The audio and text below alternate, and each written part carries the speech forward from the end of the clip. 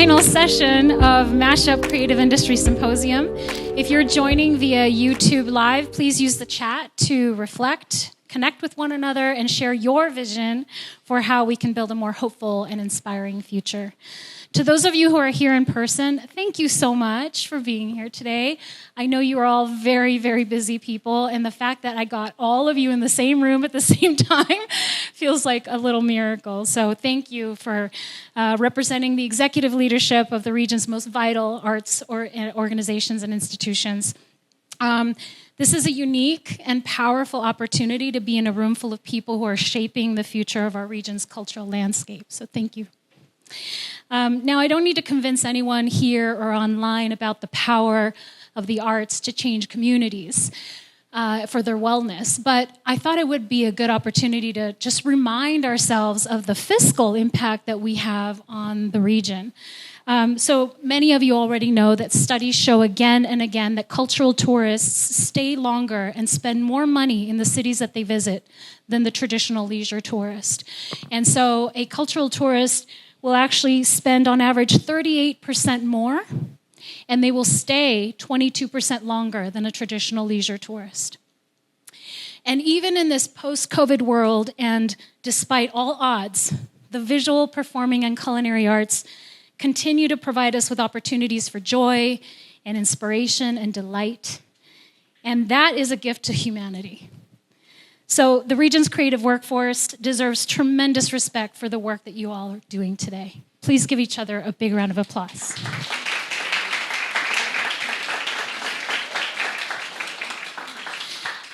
Before we begin this conversation, for the purposes of documenting this unique moment in history that we are all experiencing, I'd like to give some context to the moments of where we are in the arts today.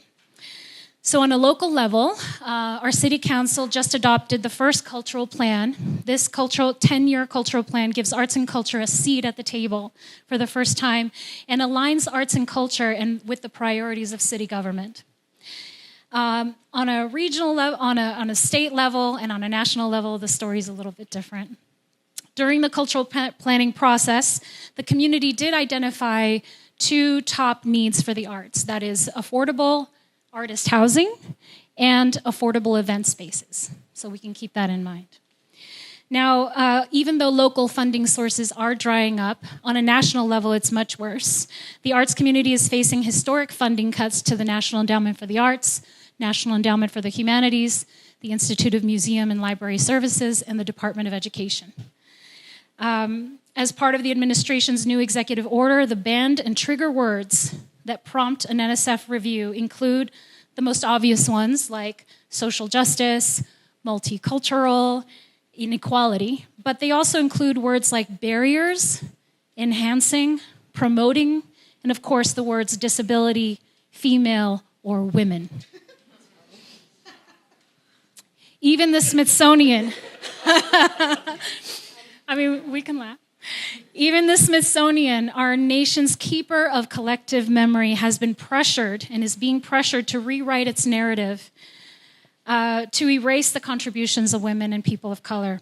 These actions send a clear message to silence the arts. But we know better. Continuing to create opportunities for beauty, joy, and inspiration is in itself an act of resistance. Thank you. Today, I am very honored to welcome a room filled with the region's most notable arts leaders who represent some of the most impactful economic drivers of the region. Thank you so much for being here. I very much look forward to this conversation. Our intention today is simple: to pause, to reflect, and explore how mindfulness can support us as leaders navigating through uncertainty, while also surfacing shared challenges and possible paths forward. We'll move between moments of stillness, conversation, and collective visioning. And by the end, I hope that we will leave with renewed clarity and a few concrete steps that we can carry forward together. So to open up the space, I'd like to invite my friend, Jean-Michel Basquiat, owner of Hera Hub Carlsbad, founder of Shaping Freedom, and co-Administratrix of the estate of Jean-Michel Basquiat, and an extraordinary leader in business and mindfulness to guide us through a grounding practice. Thank you so much.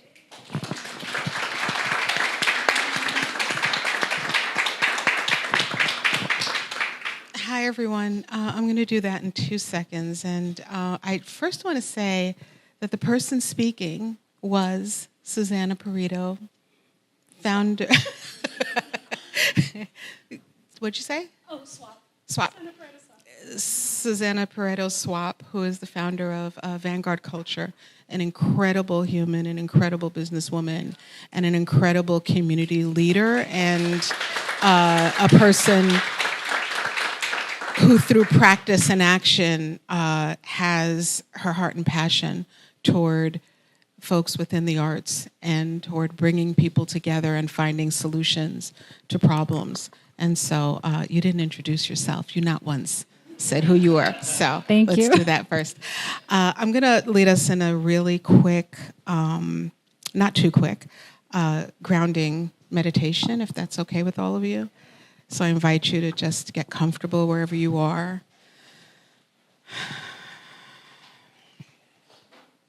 Allow the weight of your body to be. Allow the weight of your body to just settle into your sits bones, which are going to hold you up. Allow your spine to be as straight as it can be without any force, without pushing or any of that. And what I'm feeling into now is just doing like a body scan. So just gather your energy from wherever it is. Whatever's going on outside of this room does not matter right now. Just kind of be here. Be in the beauty of this moment. I invite you to allow anything that doesn't serve your highest and best good, that might be sitting on your soul or in your body or in your thoughts, just allow that to be gently pulled and released from all aspects, every cell of your being, maybe sent to the light for cleansing and returned to wherever it rightfully belongs. And to then also allow your energy, call your energy home to you from wherever it may be out in the ethers. Just call it home, call it back to yourself so that you might sit here whole, complete, present, open.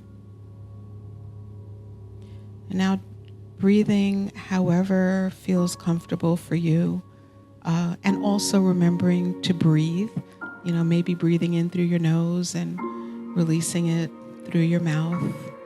Just breathing. That's the first thing we do when we enter the world, and it's the last thing that we do, so do it. Just a really smooth, gentle body scan. Just kind of drawing your awareness to your mind, allowing things to settle and to still. Bringing your mind and attention and observation to your throat, allowing any maybe bunched up energy there to just dissipate and dissolve. Letting your shoulders drop gently, comfortably. Allowing your arms and hands to bear their own weight, just gently being present to your arms, to your fingers. Allowing just a calming energy to allow any tightness in your body and your torso to just very gently be released and settle.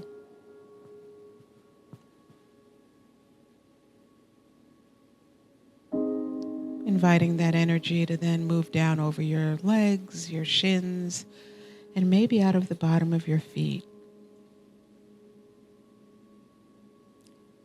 Remembering that you are connected to the earth that we all stand upon. Remembering that anything that is not in your highest and good. Anything that is waste is received by the earth, the planet that we live on, transformed into something new.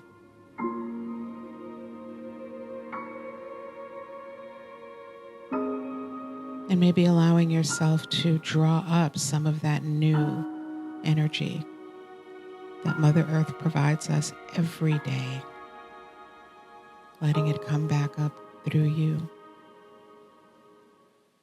Being open to receiving joy in this moment. Being open to hearing that small voice within you in this moment.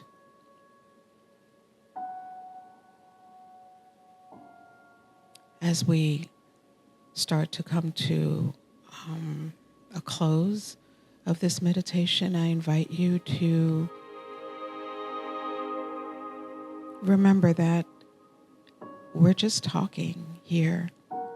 This is an opportunity for us to let some things out, to share in community, and to not repress what we're feeling or what we're feeling and thinking about what's going on, but to transform what no longer serves us into something new, to create something new. Us, this community of individuals focused on and in love with arts and culture, we have the ability to create something new. And my hope and wish is that in these couple of hours that we have with each other, that we will do just that. So I invite you to take another really deep, deep cleansing breath in through your nose. And then at the top of that breath, maybe take 2 quick ones, bringing it in, and then just let it out.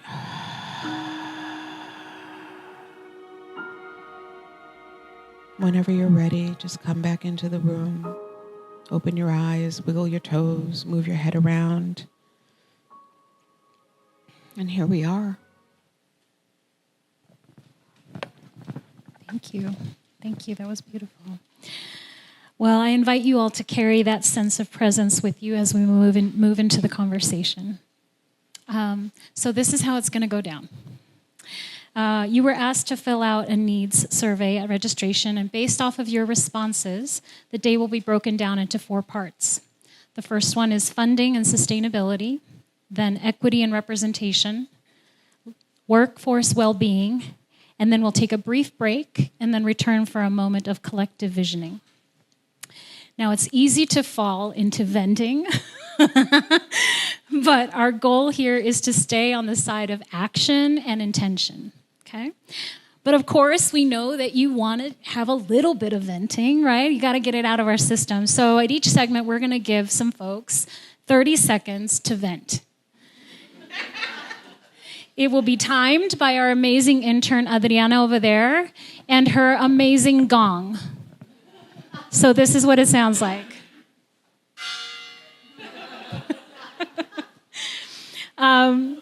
If you go over your 30 seconds, the gong will get louder. Go. And if it keeps going, we're going to gong the heck out of you. So let's begin. Let's do it. Okay, you can start with the first section if you like. So we're going to do, let's see. Introduce it? No, I can do it. Okay. All right. So many of you mentioned in the survey that you completed that funding was one of, well, it was and is one of the most pressing issues that people raised. And so from disappearing grants to rising production costs and the struggle for unrestricted support, raise your hand if this is something that you've been dealing with, funding. Yeah, we figured like everyone, most people in this room. Okay, so here's what we're going to do. 4 minutes of venting for 30 seconds each is what's going to happen. So you have to hold each other accountable. So that is 8 Sophia, people. can you grab these mics here So that's and hand 8 one over people to... who have the ability to vent for 30 seconds. I'm going to give you some tips. Give one to Melissa. Melissa, you take that side over there. You take this group over here. If you have 30 seconds, don't waste it. Just get right into it, okay? Susanna's probably going to disagree with me. Venting means say whatever you want to say. Okay, this is a release. This is your moment. This is your moment. This is your moment. Okay. So raise your hand. Who wants to go first? There you go. Okay. Yes. Thank you. Timer starts. Renee Anderson here, San Diego Black Artists Collective. 30 seconds. Starting now. Okay. Venting. I'm not going to waste too much time on that, but I would say that my one thing is, has the IRS inadvertently revoked your 501c3 status? If they have, come see me. And truly, this happened last May of 24. So just a question. Venting, just every morning when I wake up, there are certain people in the world, I just smack them in the back of their head. Okay. Because I'm not going to. There you go. Yay, Renee. Next. Come on, just say it. You don't even have to say your name. When I fill out those government forms to get funding, and they never tell you how many words you're allowed, and the forms are so mucked up, and they make you jump through such huge hoops, I despair. Yay! Well done. Come on. Vent about anything. Okay, over here. So if we apply for your grant and you turn us down, don't give us a BS reason. Just tell us what it is. Tell the truth. Yeah, we love it. I'm tired of being scared for the safety of my staff because of the policies happening at the federal level. Next. Here we go. I can't stand the hemming and hawing when asking someone for money, knowing that they have a lot of money to give. Okay. I wish that as nonprofits we could get out of the hat business so that we can start to actually strategize and do stuff. We wear too many hats. We got to get out of the hat business. Okay, I love that. We work with so many people that have such great ideas, visions, events, and we want to help everyone, and we can't. We just can't. We don't have the funds. Yeah. This is a safe environment. Say what you have to say. We don't often have this opportunity. Use it.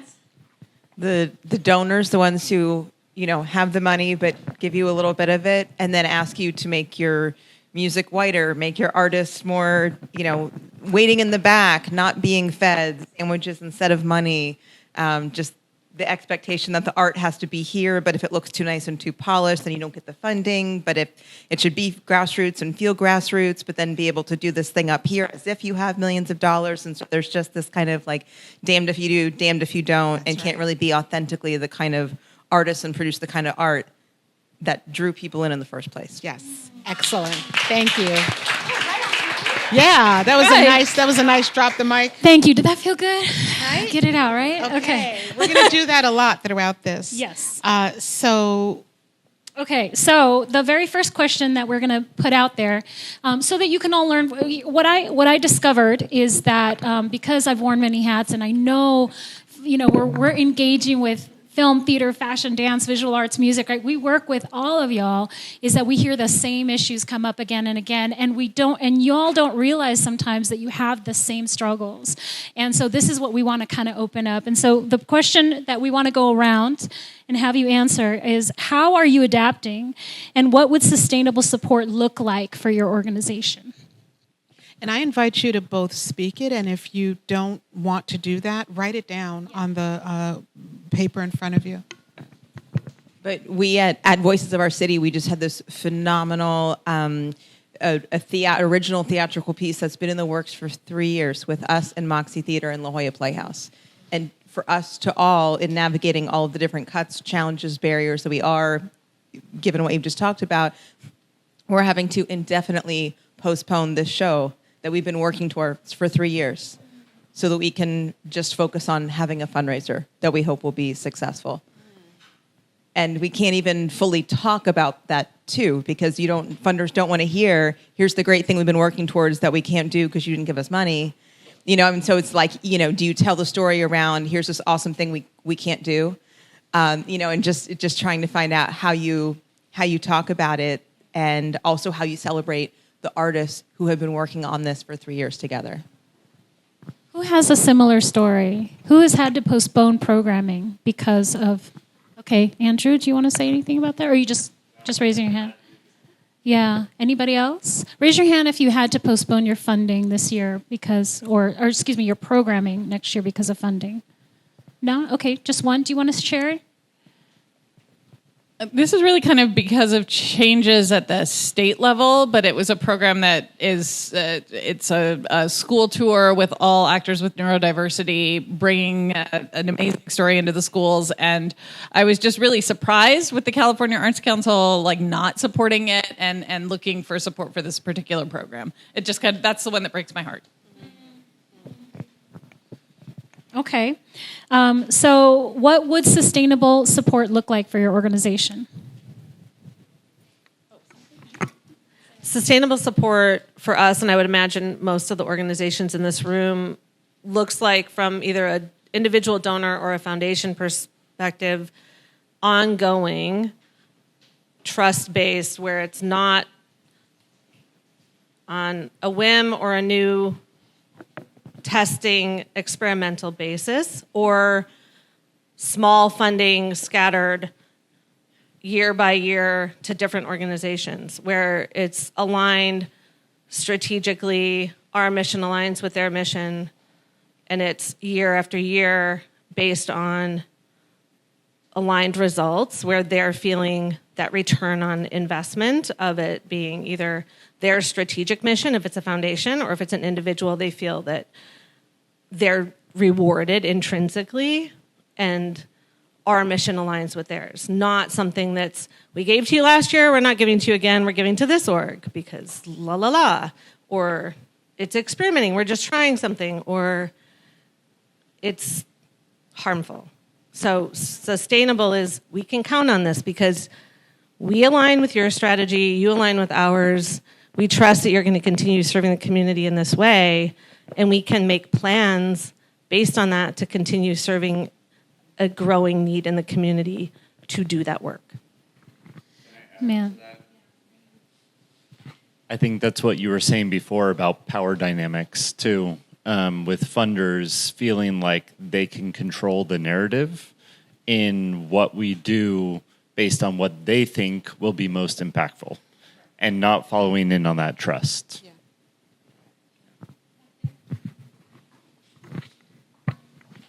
I think just multi-year funding in general would be really supportive, because programs don't happen once. You can't develop a program if you just do it once and then you have to drop it or find funding somewhere else. And I agree about this relationships piece, and I think they go together in believing that what we're doing, we know what we're doing, and that they have to have some trust, and that there can be systems that develop that trust as well, and that it could be collaborative and not so one-sided. Closer to the when I look around the room, although there are a few young people here, a lot more people here to my age, and so I think sustainable means to be seen as a legacy project. This is a project you've worked, many of you, many years on, and it deserves to have the status of legacy. That resonated. Anybody have thoughts on this side yet? Yeah, so this sustainable model, the multi-year, the trust with your donors, the trust with the corporations that are aligning with that's absolutely necessary. A lot of folks, there are very large organizations here, and there's also some small ones, right? So this is the nice range that we have here is if you have a development director, fantastic. That's their full-time job. But when you don't, then it lands on the executive director, typically having to do all of that work, plus the programming, plus the regular running of the day-to-day and the advocacy and the everything else. It's the multi-hat syndrome, right? So there's an amount. There's like breathing room when you have multi-year funding, right? That you can just not keep chasing the funding for just a couple years or 3 years so that you can do the work, right? There's something so important about that. So one of the things that came up when we were discussing this conversation in prepping is what is about incentivizing funders, right? Incentivizing funders right now. Like what other incentives beyond the tax-deductible donation can be created for funders to get excited about funding the arts? What are your thoughts? What are your experiences related to this area? Galina? So in my recent research, it comes up over and over again that art actually brings business to businesses. Like if you, I spoke with Radio Shell executive director. He said that all the restaurants around Radio Shell have business because of the traffic that goes to the concerts, right? The Port of San Diego is charging like up to $50 for parking.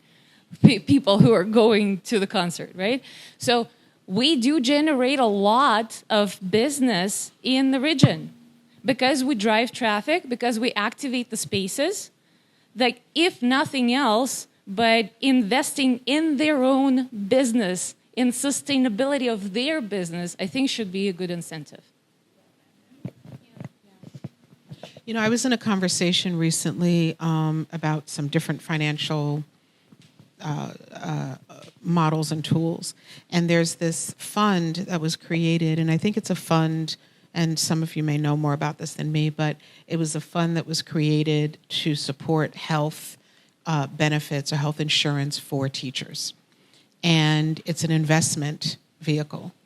And it brought to mind that maybe there's a way to create some kind of a vehicle or something that people who have an interest in investing into the arts could invest into. It would perform just like any other fund.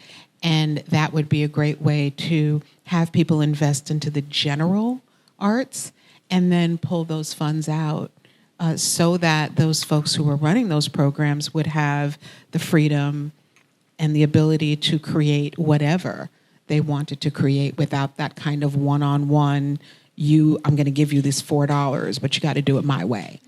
You know, so I don't know what that looks like. It's just like something that I was presented, that I was in the room with while it was being presented, and I was like, that would be really awesome for, you know, this group of people, you know, or folks who are managing arts and culture.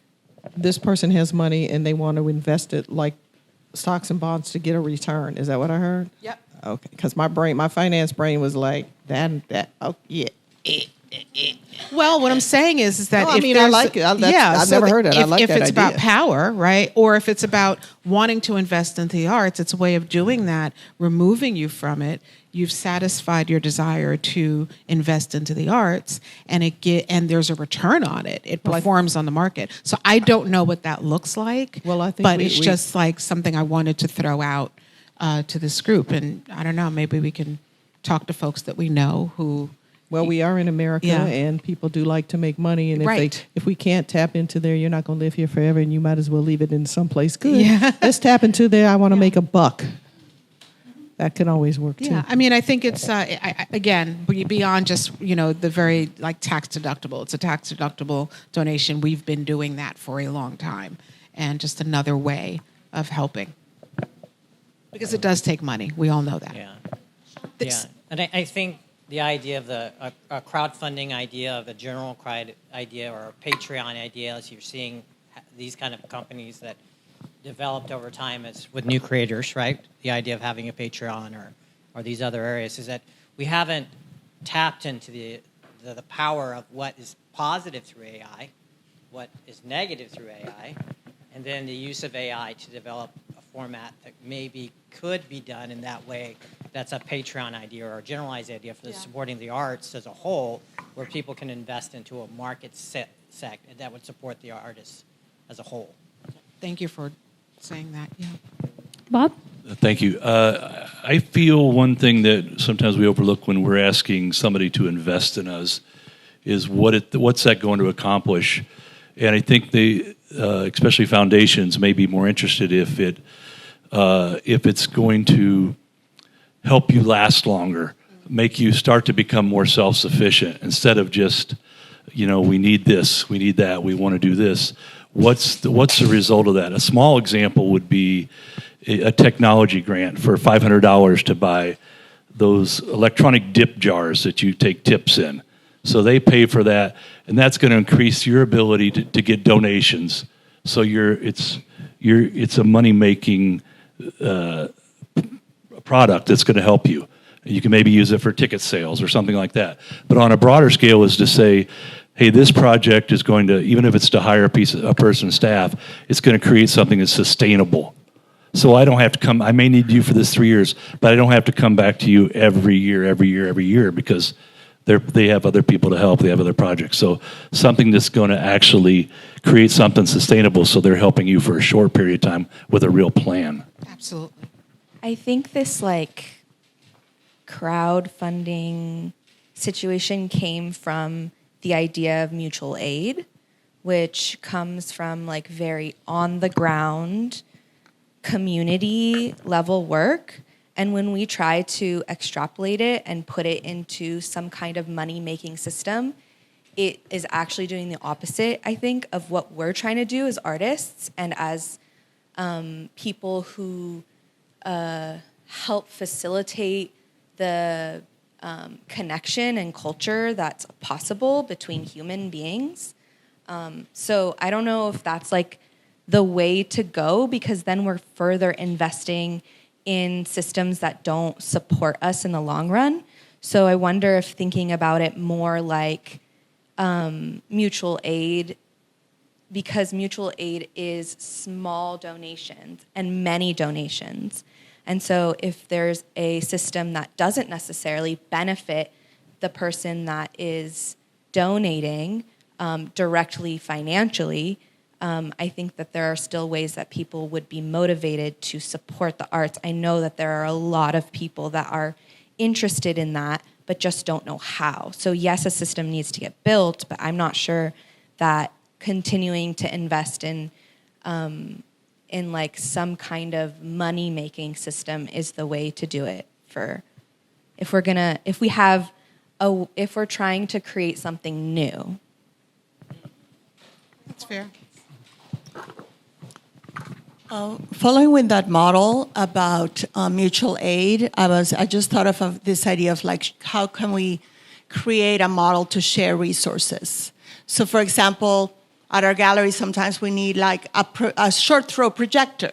And so I have to go and either buy one or borrow one from somebody.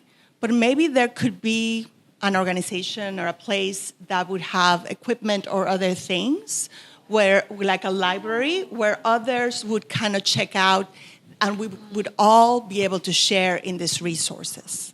Right now I bought, so I think that could be an interesting model. A resource library. A resource library, yes. I love that. Write that down, somebody. I hope we're writing all of this down. Well, yeah, please, anything that stands out for you, please write it down. We're going to capture this information and we're documenting it, so we'll...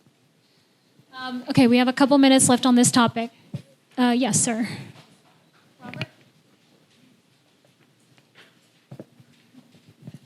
I'm experiencing a little bit of a cognitive dissonance here, having to do with the idea of raising money in order to generate profit for the arts. It seems to me that it's almost antithetical, that if you do that, you're only going to lower the bar of quality in the arts because you're going to want to appeal to the lowest common denominator. And what the arts should be, in my mind, is something that raises the bar, that's like a beacon light in the distance, showing people ideas or feelings that they can aspire toward, rather than counting on something that's going to be a boffo box office hit. May I just say one thing about that? So the question is, on the table is, what other incentives beyond tax-deductible donation can be created for funders to get excited about funding the arts? That's the question, right? And so right now, and again, I'm not doing the work that you all are doing, but I would imagine that part of the conversation is that it's a tax deduction, that your donation is a tax deduction. So I'm just speaking to what other ways can you offer a similar incentive? I just wanted to go on the last comment that I think the comments that we're talking about, we're on a real spectrum here, from transactional to what I was talking about was totally relational. And that to really inspire folks, it is completely based on relational, of a connection and alignment between mission and the individual. And the tax part, really, that's not driving a donation. When it comes down to it, that is not driving someone to give.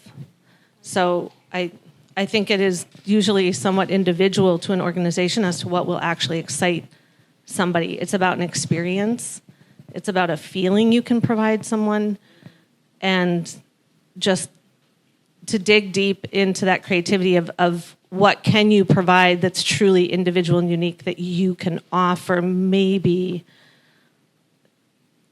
that to me is that creative, that's where we tap into our real creative spark. Yeah, along those lines, I'm not sure we're having the right conversations with donors and with our potential philanthropists that are in our community. We seem to be using the same language over and over and over again, regardless of the institution, the organization. And I think that there is new research, new information that is out there that we need to utilize in a stronger way, more strategically, so that we can really start to move people. People aren't going to give unless they're moved to give. And in order to be moved to give, they've got to hear something that connects to them, the human condition, and how it can change the world around us. And I know that that opportunity is out there. I'm just wondering if we're brave enough to start having deeper conversations surrounding messaging. We have time for one more comment. That was great. Thank you. We have time for one more comment. And then if you didn't get to speak, write it down, please, on this. We need to move on to the next topic. I just wanted to share an anecdote. As I'm the board president of the Balboa Art Conservation Center, and we had a donor donate twice. The first time, and these were unasked. It was just, the first time was we had a open house. The Art Conservation Center opened their doors, brought people in, told them what they were doing, showed them the work they're working on, nerded out in front of them. And I think that really excited people and got them thinking, how can I help? The second time was actually this last Thursday. The same donor, we had our 50th celebration, shared all the work that we're working on, brought in community partners, and the feeling in the room, the excitement, honoring interns that have been working with us, I think perhaps gave this donor another reason to give. And I kind of connect this all through this being transparent in the way that this organization works, being willing to let donors in behind the scenes. In some cases, I know that doesn't work, but in this case, we had stuff to show them, and we wanted to show them, this is the impact that you could have. This is all the things we could do with just a little bit of your money, which turned into a lot of it. Congratulations. Thank you. And congrats on the 50th anniversary. That's Thank you. Big deal. The team did a really great job. So we do have to move on to the next topic. Please write down your thoughts so that you don't lose them. Write them down on any of these sheets here. I know that you had a comment and you don't have a table over there, but please come on in and have a seat. So we're going to move on to equity and representation. This was the second topic that came up in all of your feedback. So many of you raised the challenge of speaking about inclusion, social justice, and human rights in a way that unites and not divides. So, Adriana, you ready? We've got the gong ready. Here we go. 30 seconds of venting. Talk to us. What are you experiencing right now? Somebody raise your hand. Vent it out. Vent it out. What is the challenge? How are you speaking about your art in a way that unites and not divides? Or are you challenged to know how to do that? What's going on? Gina, I know you have stories. We have to lead with values, and you do that without making such claims that will get you in trouble. We're a city-owned building. I have 150 employees that are like, why aren't we saying DEI anymore? Well, it's really frustrating to have those values, lead with those values, have a statement of commitment, and not be able to say it right now.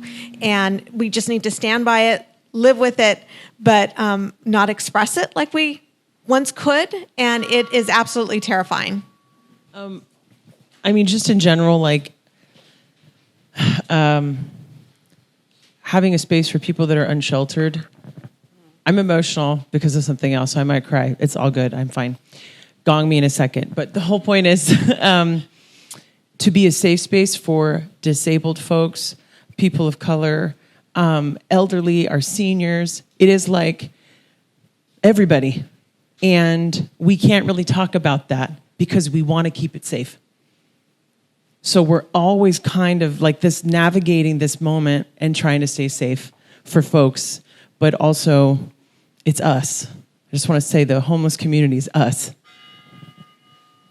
I'm on the advisory board of the Encinitas Friends of the Arts, and they do a big Day of the Dead celebration, and you are absolutely caught in the space of wanting people to come, but worried about their safety if they do come. Yeah.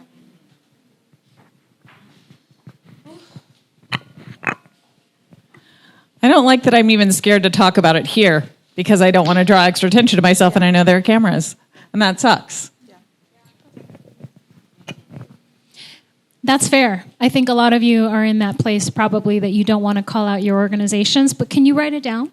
Would you do that? Would you take a moment and write down what your venting is about not being able to speak out? Any others that do want to speak out? We applied for a huge grant that was about a festival that was about bringing together creative communities that never intersect in a very beautiful and powerful way with the NEA. And of course, we got rejected. And I'm kind of wearing that as a badge of honor at this moment. That's how I feel about it. Okay, so here are the questions. How has the erasure or attempted erasure of DEI at the corporate level and government level impacted your organization or arts community? I think it's completely deflating for our staff that is of color. I am Mexican, but I also don't pass for Mexican. And so, but I'm just saying that like we are all mixed, but to feel the weight of the world on some of our members, people who live across the border, people who have different dual citizenship, just different things that we're coming to work every day and we're living this world, and we're also like dealing with some unbelievable unknowns, and it's frightening. Just to document, because we're going to listen to this 6 months later and a year later, and so to document the moment, the reference of the disappearing is that people are being disappeared off of the streets in these vans on behalf of ICE, and a lot of people are feeling scared to go to work. Young people are I can't even say it. Parents are afraid to go to school, to show up on the first day of school because they're afraid that something is going to happen, that their children will witness.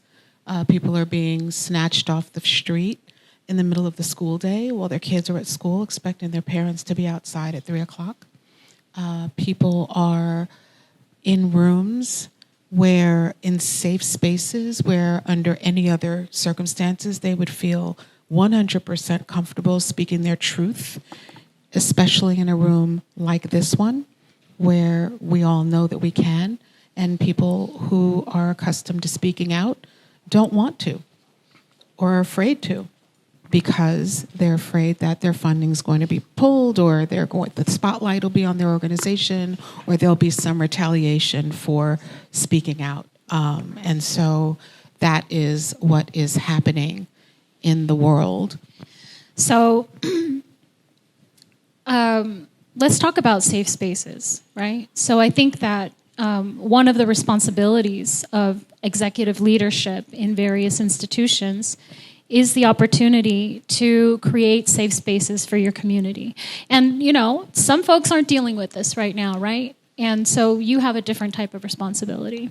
But for those of you who are engaging with folks of color and marginalized groups, LGBTQ communities, folks like that, can we ask you what type of environments how are you handling the creation of your environments in order to allow a safe space for your communities?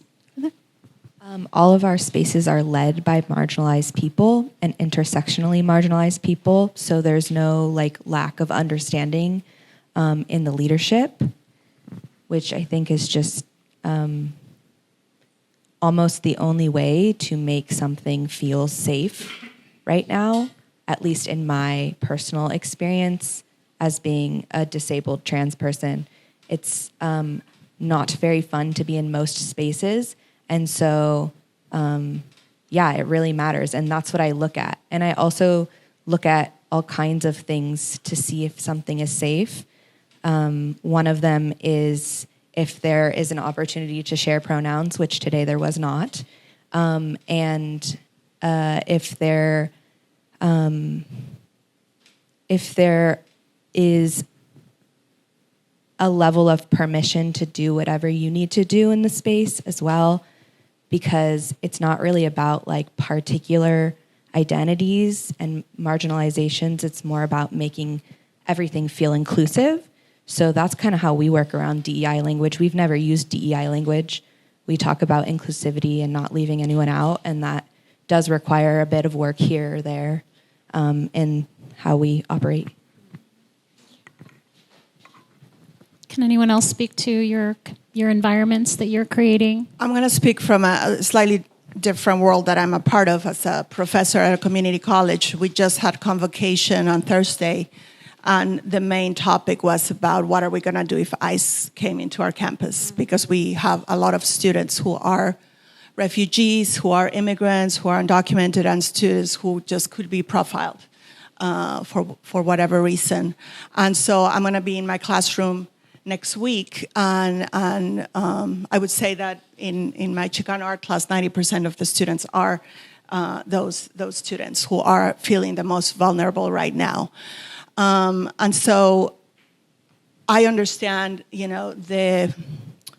the fear and worry for nonprofit organizations that are relying on the funding and that have to walk on tiptoes and be so careful about what they do and what they say because their survival depends on being able to continue. I'm thinking that in my role as a professor, being in an educational institution and having, being myself immigrant and Mexican and having come here as, being here in this country when I was a kid illegally too, and figuring out that path to citizenship. I also am very aware of my privilege as a professor, as somebody who's now able to bring out and have conversations about these issues. And I have to say that what makes me hopeful is that I teach about the artists who made Chicano Park, against all odds, who made the Centro Cultural de la Raza with rascuache, meaning no resources, that they created something beautiful for their community. And I'm thinking of all the difficult times in history where artists came together to give hope, to communicate, and to make change. Yes. So that's what. Can everybody say that word for me, rascuache? Rascuache. Yeah, so I'm leaning into rascuache. This is rascuache right here. This is the rascuache resistance right here in this room. So in this moment of what does a defunded arts community look like? It looks like this. It looks like people coming together, thinking of new ways to come together. And we're going to keep creating. We're going to keep creating with or without the funding, right? Yeah. All right. I love that you brought that up. Thank you. Want to move to the next topic? Yeah, I think are we good? Okay. Okay. Do you want me to do it? Yes. All right. So the next topic that many of you spoke about was workforce well-being. And several of you spoke about the uncertainty and burnout at every level of your organization. What practices, mindful or otherwise, have helped to sustain your teams? So maybe think about that for a moment, and let's, does anyone want to vent about that? Uncertainty, wellness. Yeah. On the heels of what we were just speaking about, maybe this is a way for you to be able to vent it out without it being tied to any particular thing. Lindsay. I think by nature of us being in a field where self-expression is like the point, and also seeing and embracing all of the complexity of humanity is the point. I think a real challenge in executive leadership that I find and talk to Steph about all the time is that, especially in a small grassroots organization, we know the backstories, we know our team's challenges, we know the challenges of our members, but we also know the challenges of our staff crossing the border, what they are facing as the police, officers following them on the way to work. And the challenge of like being able to support people, coach them up, provide that space. We do a lot of encouraging mental health leave, covering for each other. But it's really hard to operate in a punitive way or in we've got to hold the bar here when there is so much collective suffering happening. Yeah. And the world that we're in says that we like see each other fully. And so how do you say, you're underperforming when we know that there's so much there? And so holding excellence in our art is almost the easier part. Yeah. And holding that excellence, expectations of each other with so much grace. Yeah. It's complicated. Yeah. And I think it's also about the folks who are supporting the folks who are doing the work as well. And I think that that's what gets left out very often, for everyone who spoke of how challenging it is right now. There are the folks who actually have to sit there and lead the organization through this time. And I think that put yourselves on the stage of that too, please. Does anyone else want to have something to say? I have two friends that are leaders of nonprofit organizations that ended up in hospital in the last couple of weeks, mainly due to stress, and another one that is close. And the solution we found for some of those situations is that the actual board and staff have to protect the leaders. Yeah. They have to step up sometimes and say, no, you're taking on too much. No, what are the priorities? Because leaders are leaders because they have great ideas and vision and want to do more and more and solve all the problems. And sometimes they need their staff and their board to say, whoa. Yeah. Yes. I think one method is to bring their voices to the table, and look at your board, and maybe look at who's there at the top, and how do you expect them to feel comfortable if they don't see themselves up there? Yeah. Whether it's people of color, whether it's just somebody young on your board. Museum world, we have the emerging museum professionals, and going to one of their meetings where they're talking about some real issues, it's so different than what you hear at an executive director level. And there are some organizations I've seen that are starting to do that. The County Arts Commission, we have youth on our board now. We have 3 members. And to hear their voices and hear their stories and hear it from their side, it's so different. You think you know what they're experiencing, but until you can hear it. And it may take our first group that we did that with a couple years ago, it took almost them a year to be able to actually feel free to talk of being on that board before they felt comfortable. So that it takes time. You can't just put them there and expect you're going to hear right away. Yeah, that's interesting. Almost like an undercover boss moment that all of us need to have, right? Are you creating a space where your staff feels free to actually speak up and share fully? One of the things that I've been leaning into is really being transparent as possible with the team and have everybody be able to have their voices heard and represented. It's really important to stay mission focused. And that is the one thing that we talk about every single day. Is it in our mission? Does it help us? Does it move the art forward? And when we do that, we are able to accept a lot more how high our highs are that we experience all the time when we see our mission in action, and how low they are when we're told that they're not worth it, or they're just for show, whatever the political terms are at the time. But highs are real, and we need to focus on that because the lows are coming, and it's really important that the whole team is aware of that, and aware that it is temporary too, that we will get through it, and not let this arts that we're all doing be weaponized to hurt people, but to really focus on the mission and the why and the now, because otherwise it will put you in the hospital. People quit, people get frustrated, but if they're in it for the whys, then they're in it for the long run. Yes, rant. This is a rant. It felt like people were talking about we're here, solutions. I don't have a solution. Oh. I just wanted to rant. Rant. Okay, yeah. I mean, we're so small. Two of us are like the actual full-time-ish employees, and then we have a couple contractors. But like, I've also got a day job. We're so small that like we can't pay ourselves sustainable living wages. And then once the federal funding, is yoinked out from under us. And now we had to like totally pivot. And the last couple of weeks have been, okay, now we're working in development. And now we're like chasing down all sorts of places across the county, across the city. Now I don't know how to do that, but we've been doing it. And I've just been cold calling people, and we've got meetings on the calendar. But yeah, my God, the stress, it's wild. Yeah.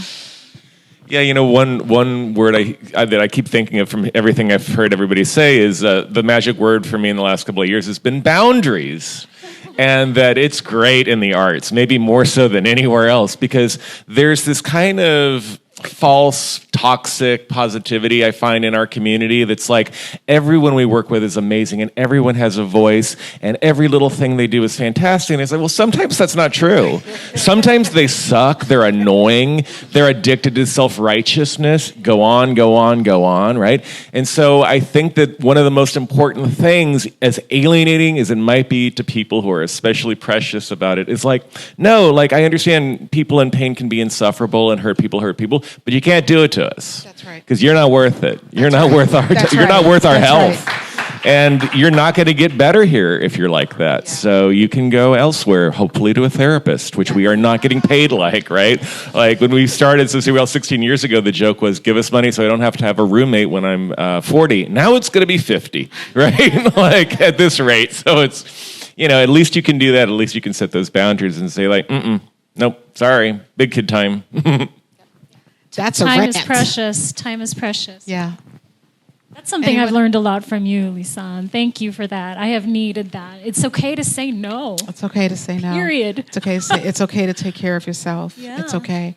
Can I say one thing about this? It reminded me of the moment of COVID. If you can take yourselves back 5 years ago, we became second responders, right? The arts became second responders. Everybody was scouring the internet for content, for beauty, for joy, for new films, we were watching Octopus Teacher and like random shit because the internet ran out of content.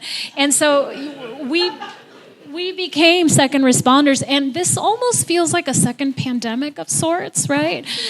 So, who's caring for the caregivers, right? Don't forget to care for the caregivers, and even check on the strong ones too. Check on the ones that are seem to have it all together. Like, think about your staff and who seems to always and be like, hey, are you okay? Like, are you actually okay? You know, take a moment and give them the grace to have that conversation with you. All right, so the question here is, what might a collective commitment to workforce well-being look like across our institutions? And so community and coming together as a collective means a lot of different things. And self-care and well-being is in the bucket. So what could we do to support each other? I guess I'm not going to say anything new here, but yeah, listen. I guess, yes, reaching out to each other, being open. So our arts community is interesting in the way that I found. Like, wherever I go, I meet very responsive, very welcoming, caring people. Sometimes we get caught up in like other businesses, day-to-day stuff, whatever. It's probably not to be dismissive off the bat of other people, and especially newer organizations that are coming in, because the organizations like us are coming in because they don't have a funding, they have an idea, and they have a passion, and they want to do something for the community, right? So if someone new is coming to you, is like, I have this idea, I'm working on this hard, I'm also working a day job, and I don't know anyone or not many people in the community. I need resources, I need moral support, I need, I need to know that I can reach out for something, for connections. So not to be dismissive, I guess being a little bit mindful about that and welcoming, because the more leaders like that we invite to our community, the more we're going to do what Alessandra is talking about. The more we're going to elevate everybody, so the rising tide lifts all boats. So yeah, just help out little guys and everybody else. Yeah. And in the couple of moments that we have left, if you want to respond to that question about community helping with well-being, or if there's anything that was left unsaid about any topic that we covered so far, this is the 3 minutes that we have left here. So please get it out. After this, we're gonna take a little 10-minute break and then come back and do some collective visioning. I just want to give everyone here permission, if you don't already feel it, but I think you do. It's a good room. With my team, if we do need like a mental break or we need to take care of each other, we say that and we do that. But I think that there's a stigma still to say, I'm taking a mental health day. And I had a meeting with somebody who I've been dying to meet, who works in the city, and I was like so excited. And I said, you know what? I can't meet you because I need to take care of my family. I need to take care of me. And the guy was like, cool.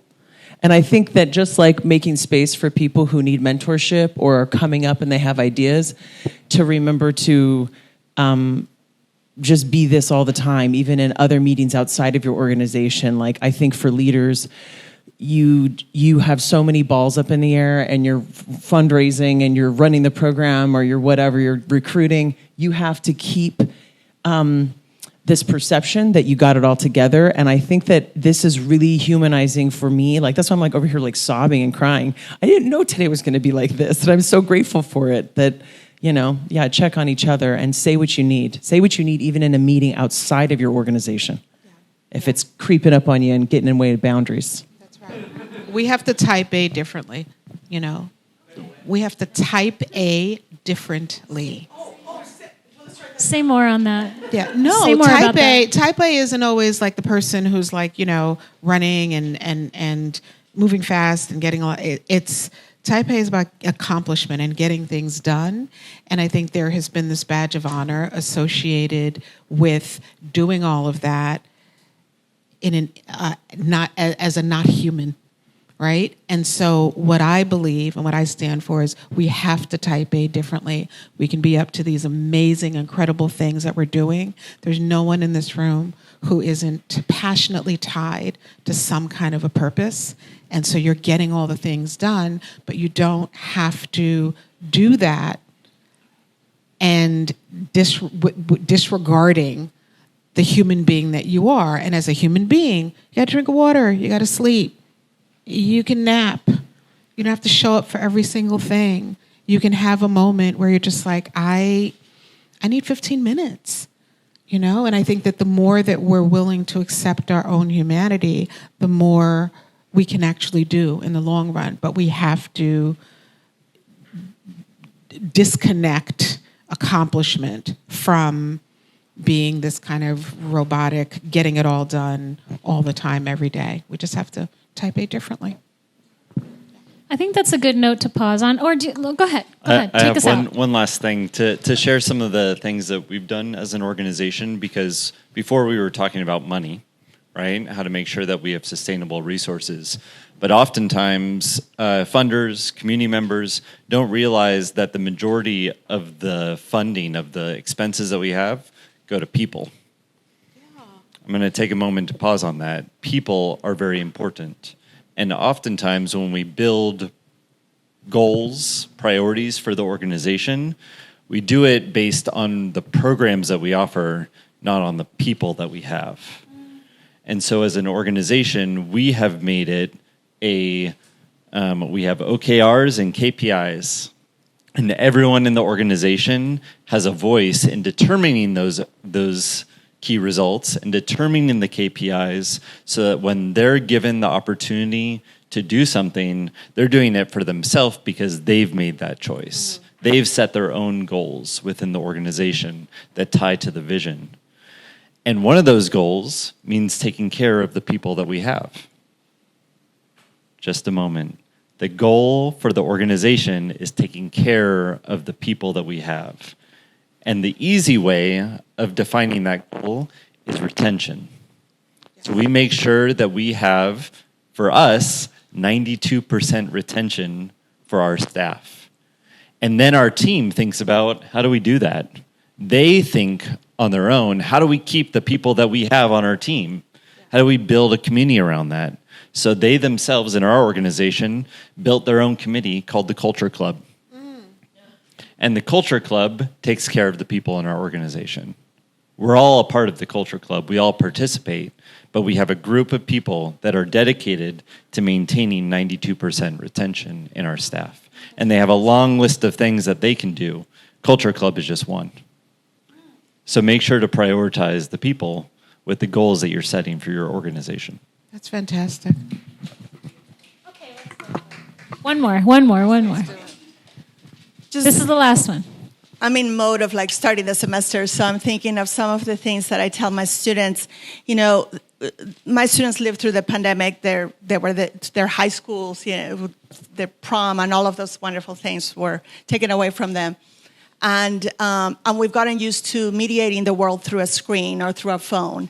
So I always tell my students that it gives me a lot of joy to go and show up, to go to a live performance, to go to a poetry reading, to go to an art exhibit and be in the room with the people who've created these beautiful things.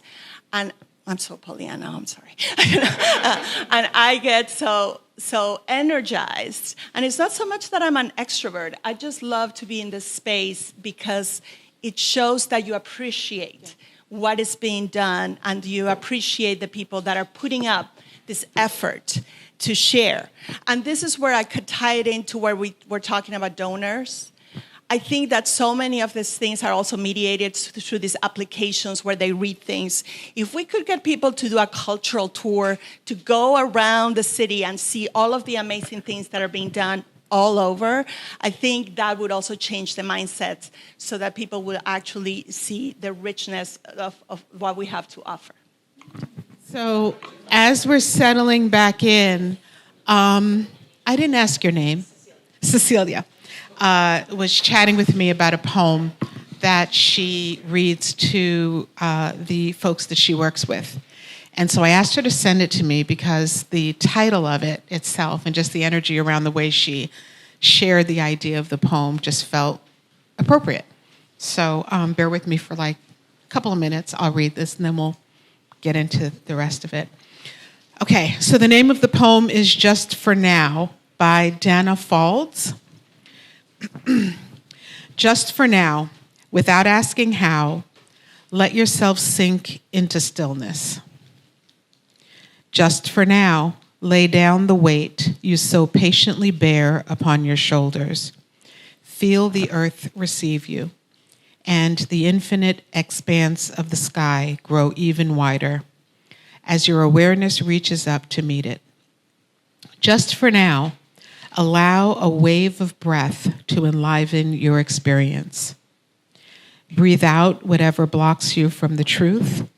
Just for now, be boundless, free, with awakened energy tingling in your hands and feet. Drink in the possibility of being who and what you really are.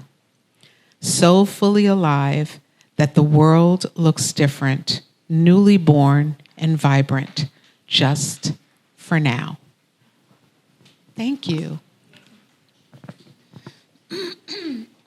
Okay, so we're back. So I'd like to invite us to zoom out for a minute.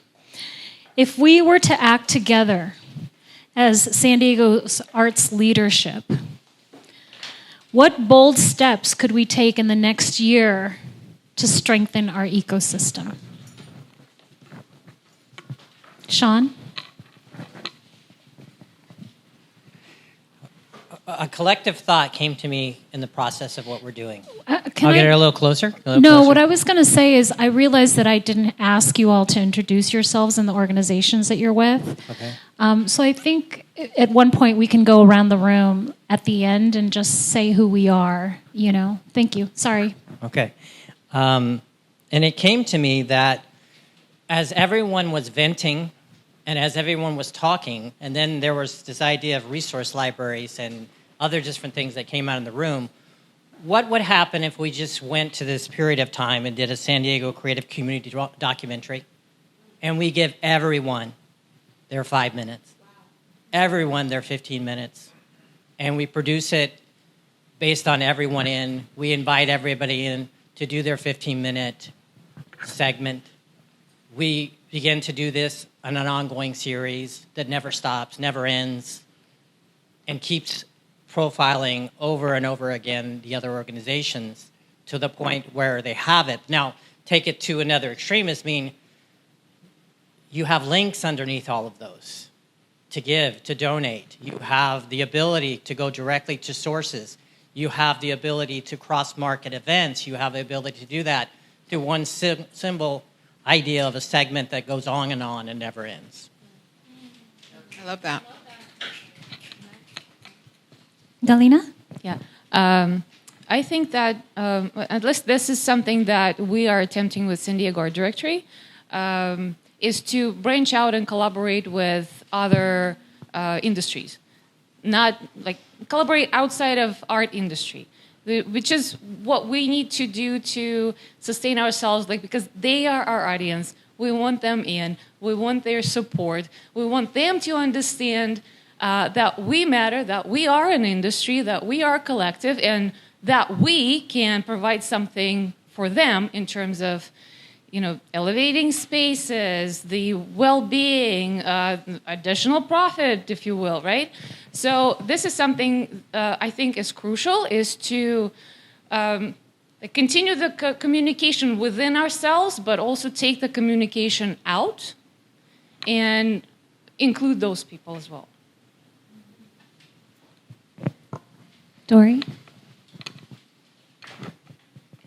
I don't know if this is exactly to the question.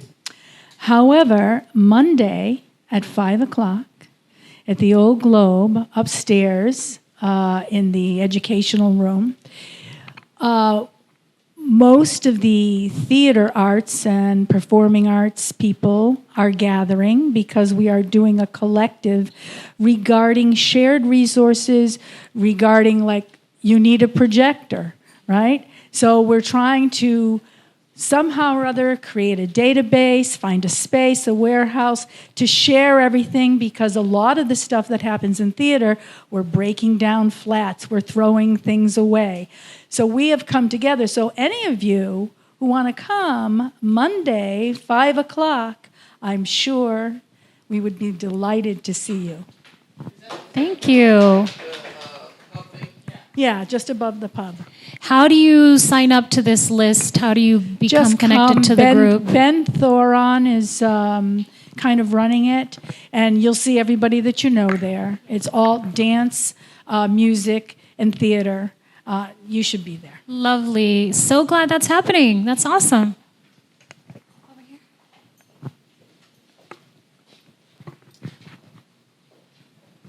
I would like to advocate for a countywide public relations agency for the arts, not the San Diego Authority, the San Diego one, which is not effective for small organizations, but one agency that concentrates on just the arts. And I would think that maybe a panel of existing arts PR agents or advertising agents would be a way to start that, which probably is within your remit of being able to do.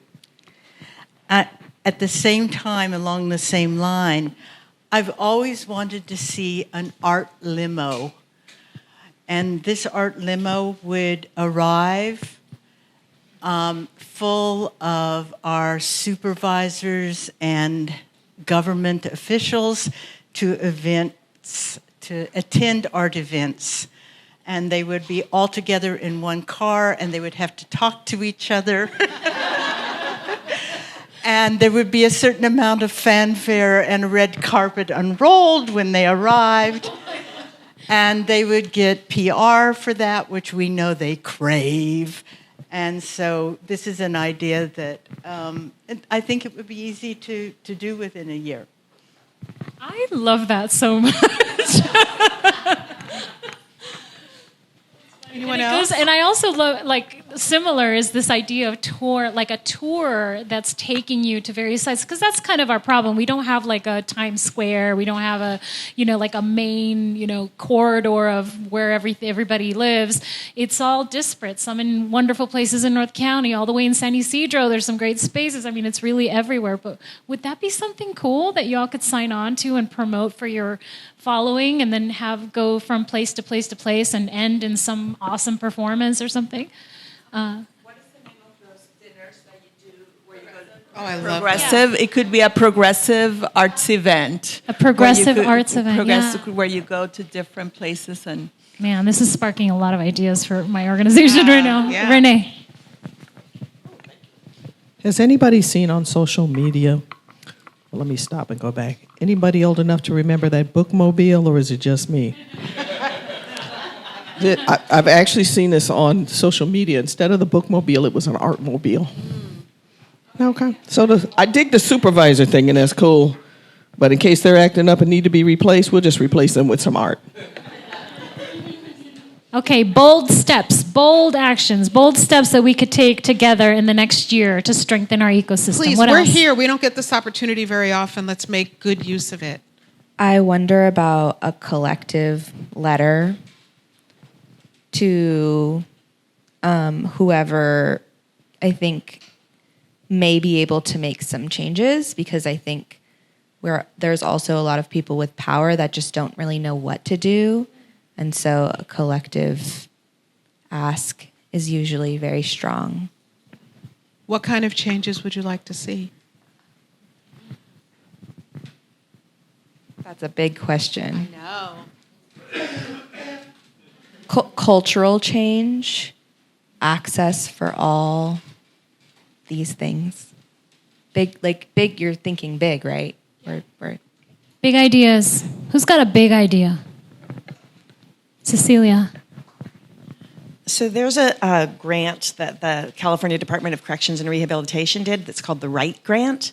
And this group called Transformative Programs Work supports prison programs, not just the arts, but all. And they really worked with the CDCR to put this grant out. And it was non-competitive. And it was the pot is split by the organizations who can demonstrate that they've done 3 years of effective work. And it was split then based on a sliding fee scale based on budget.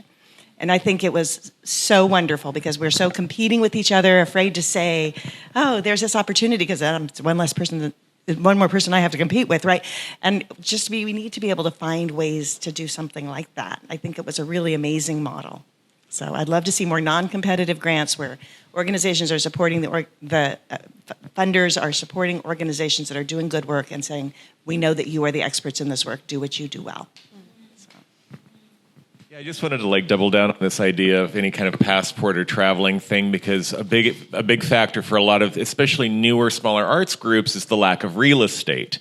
I know there's a certain kind of donor who just wants their name on a brick, and that's fine for them if you have that brick. But for those of us who might have to pool multiple arts groups into a collaborative art space, those places are probably not going to open in La Jolla. They're going to have, and anything that can, invoke the discovery for the population of San Diego that there is a city east of the 15 and the real estate's a little cheaper there, or all the good work A Reason to Survive does, all the good work in the stuff popping up in North County and other places. So yes, I love the idea of a geographical holisticity or whatever you want to call it. But the other idea, and this is just a pet project of mine because I only like doing stuff that cannot make money.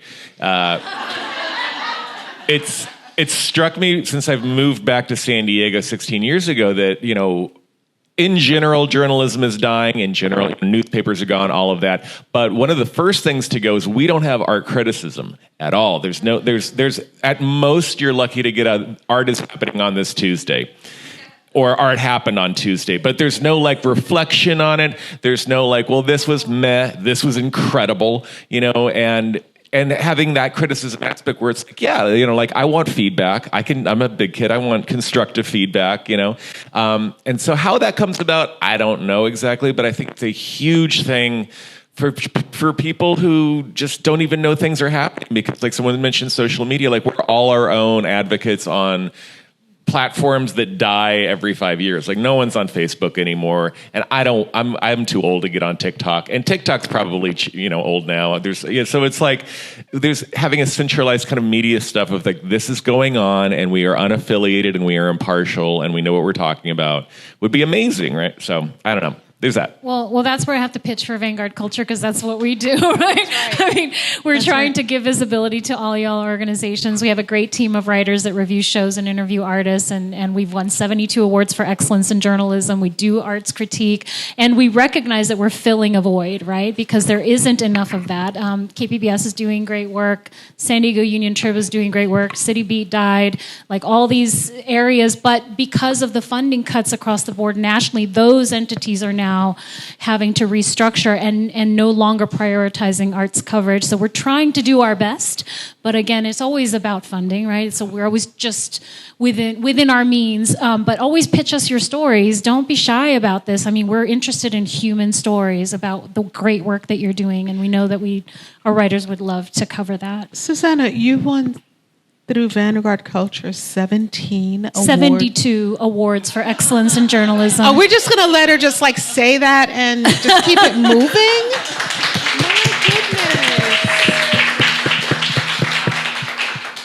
Yeah, and what we do is we provide a platform for emerging writers, but also for established journalists who are touching arts coverage for the first time. And so it's given a lot of young people, these opportunities to have a voice and to have a platform, and everyone in our team is super diverse in their backgrounds and their interests and their passions. We have people who are gung-ho theater people, gung-ho cinema people, and so it's great. And I even love it when a cinema person will sign up to go see a visual art show and try to critique it because they're seeing it through their own cinematic lens, and it's a completely different thing for them. And they're humble enough to say, I'm not a professional in visual arts, but this really moved me because.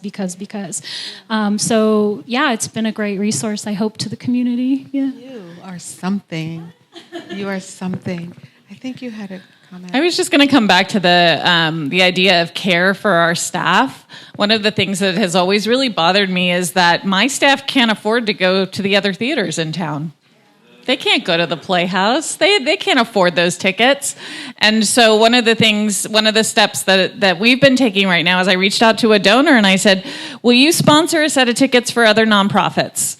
I want to just be able to reach out to nonprofits and say, if your staff wants to come, here's a free ticket. If your constituents want to come, here's a free ticket. Because I also think that, as we talked about, everyone in our nonprofit industry is working so hard and not able to have those moments. Well, why do we do theater? We do theater so it expands someone's mind and it lets you experience the world from someone else's perspective. But if our own staffs can't afford to do that, that's a real problem. Yeah. And so that's something that I've been thinking on and working on. It's still in the early stages right now, but this program where our staff, our nonprofit staff, can have the access to the work that's being done. Okay, thank you. That's a great idea. And let me just give you some perspective. I worked for the Old Globe for 5 years in their marketing department, and my entire job, almost my entire job, was papering the house. I mean, that was my job. There is a need to make sure that the subscribers who paid feel good about a full house so that they can feel like it's, you know why, right? They don't want to be in an empty house. They want to feel like, oh, this is a popular show. It was a good choice to be a subscriber, etc. And so I had, a list of theater goers that I knew would put butts in seats. And if they didn't show up, they would get taken off of the list. And I was everybody's best friend. Everybody wanted tickets to the Globe. But I know there is a need. And so that is a great, big, bold idea that I think a lot of people would sign on to, is a sharing of tickets to one another's events. It works in the museum world. We have 85 museums. If you remember, all your staff gets to go to all the other museums for free. So it's just it'd be so cool to start to make that cross arts, so that we could do museums and theater. And then, because I know when I go to see a city, yes, I'm going to go to the theaters, but I'm definitely going to all the museums too. So it would be great to start to build that. Absolutely. And the project you're talking about with the Old Globe, that group, they've invited museum voices in there, school voices, so arts teachers. So it's that we have to get out of this being all together. It's not.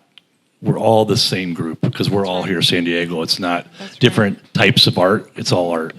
That's right. Bob, is there a template or a structure that you work in that environment to be able to, is there a document that we could use as a template in some way or anything like that we could share to those that are interested in the theater world to do the same? Okay, I'd love that. Thank you. Any other thoughts? Yeah, I just wanted to follow up on you, and then back there. Go ahead. Following up on this, so we're all here a nonprofit organizations, the majority. Probably. So San Diego County has somewhat 13,000 nonprofit organizations. Wow. Yeah, it's one of the biggest industries in our county, and there are resources specifically for nonprofit organizations. There is a North County Philanthropy Council, which is a nonprofit for nonprofit with a lot of educational programs, access to resources. There's Fundraising Fridays, which is every Friday, 9 a.m., free thing for anyone to join. It's a peer group where people are sharing ideas, asking questions, getting also tips and resources on how to fundraise, sharing opportunities, sharing, job openings, whatever. So we all, and I found that there's very few organizations from the arts participating in it, and this is a great resource, and it's free for everybody. So yeah, just saying. Thank you. Can you write those down on your paper in front of you? Fundraising Fridays. Yes. Just Google Fundraising Fridays. They're put together by Jewish Community Foundation. Jewish Community Foundation. Okay. Jewish Community Foundation and North County Philanthropy Council. Okay. And it's a Zoom thing. You put your name in. They send you an email with a Zoom link. There's no pay or anything. So. Okay. Galina, put that down in front of you as well. Thank you. I think you had a comment? It sounds like just some coalition building and collective action is what I'm hearing on a bigger level. And so I think a huge part of that is just staying connected. So I think, some kind of system, not a big idea, but some kind of system that keeps us connected in a way that keeps this kind of conversation going, whether it's a conversation board or some kind of thing where you can communicate and collaborate in a larger group and then take conversations off to the side or whatever. Because these in-person things are really great and we don't have a lot of time to continuously meet. So that might be a good way to asynchronously stay in touch. Would you all benefit from a regular gathering of executive leadership in the arts? Yeah?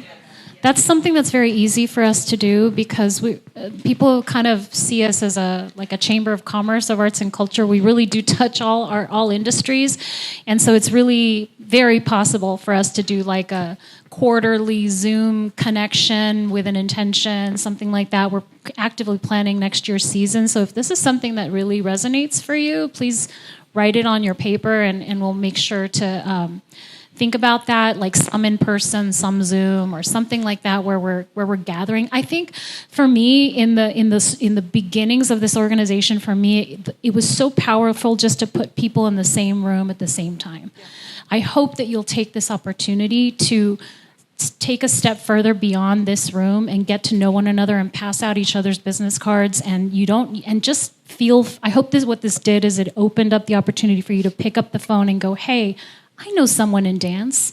I know someone in theater. I know someone that has possible resources for me, and I met them once. I can kind of call them a friend, And if we meet regularly, maybe this could be something that helps to transform. It's a beginning. Yeah, it's very similar to the conversation earlier, where it's like one time is great, but it's really what do we do on an ongoing basis?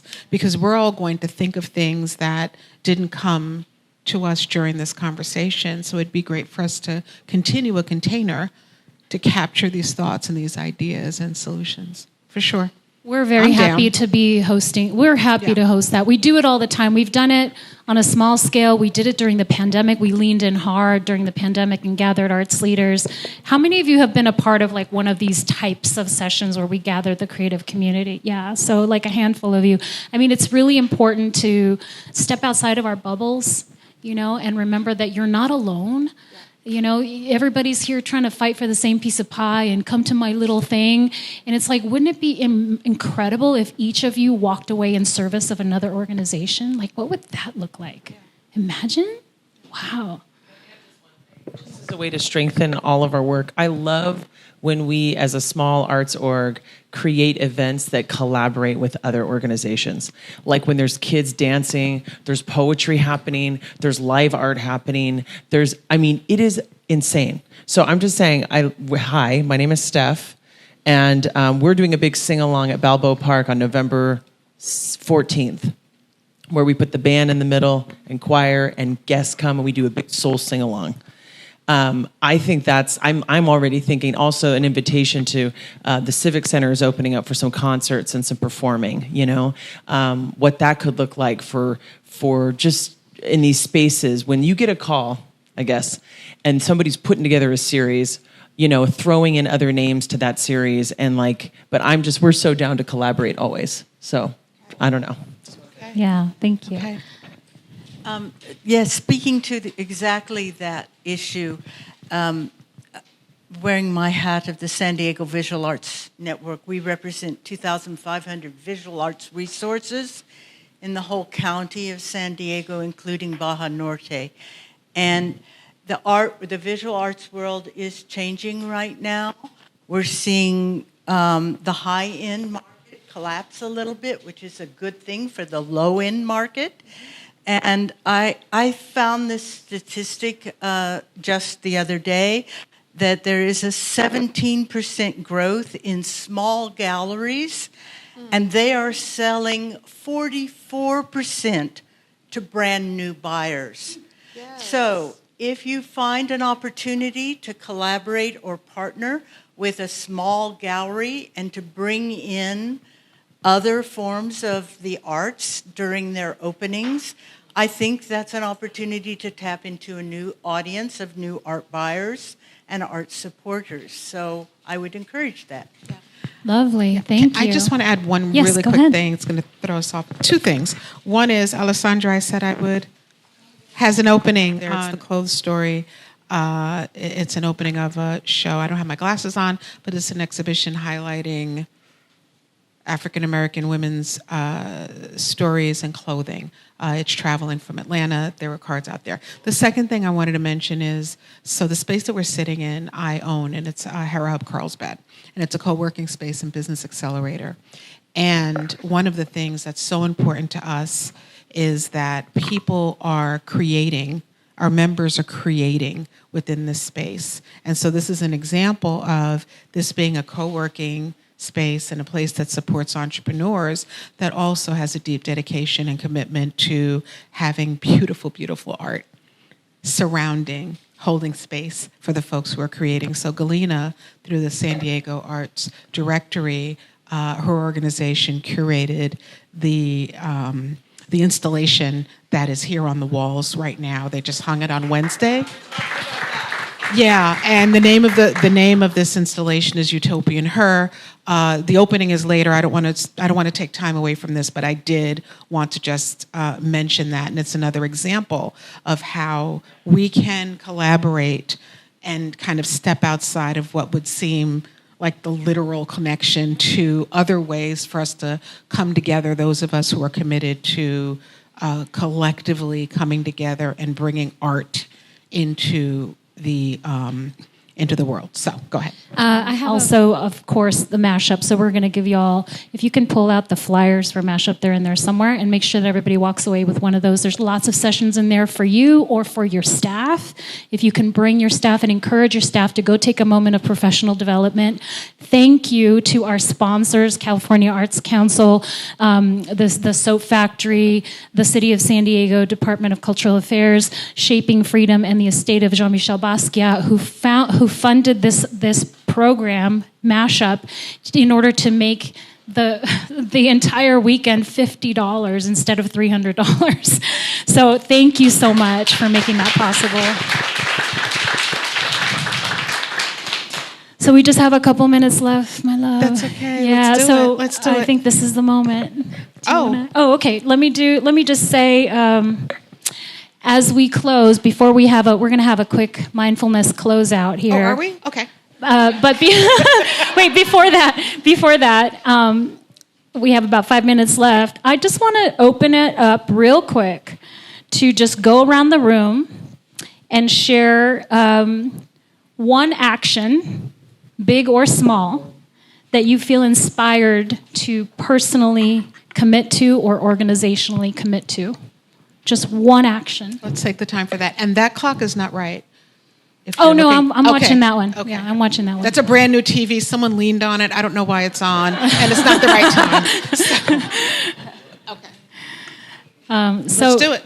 Let's do it. Okay, we're just gonna give Gina the mic, and let's give Richard the mic over there, and we'll just kind of crisscross it. Just pass the mic back and forth. Okay. So who wants to start, Richard or Gina? I'll start because I'm not sure yet. I love this discussion. I'm one of those types that I'm going to ruminate on all of this over the next several hours probably. And I'll have more thoughts and more ideas probably afterwards. Yeah. But thank you for doing this. Thank you. Gina? Thank you. My whole life is collaboration, and so I'm inspired to do more, and I've been able to meet new people here today, so thank you so much. Dory? One action that where I'm trying to do is we're probably going to redo our new works in progress.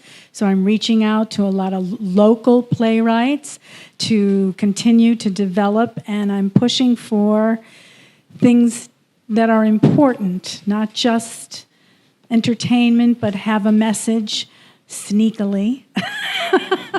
And that's the action that we're taking this year. Excellent.